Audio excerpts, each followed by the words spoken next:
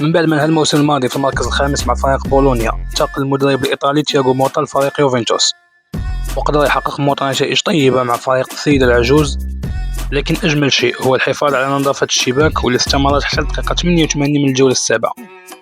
نمشيو للمباراة الأولى اللي استقبل فيها اليوفي فريق كومو الوافد الجديد، تغلب عليه 3-0، ونفس النتيجة كانت في المباراة الثانية أمام فريق فيرونا. وفي الجولة الثالثة اليوفي غيتعادل مع روما ب0 لمثله، وبنفس النتيجة نهى المباراة أمام فريق إمبولي ونابولي. وفي الجولة السادسة رجع لسكة الانتصارات وتغلب على فريق جنوا ب3-0. أما في الجولة السابعة اليوفي استقبل كالياري، والهداف السربي فلاوفيتش سجل الهدف الأول من علامات الجزاء، وفي دقيقة 88 غيتسجل أول هدف في مرمى فريق اليوفي هذا الموسم، واللي كان من علامات الجزاء عن طريق اللاعب ماريا. وبهذه النتائج كتعتبر اليوفي من أقوى الدفاعات في الدوريات الكبرى، بحيث أنه هو الفريق الوحيد اللي تلقى هدف واحد فقط.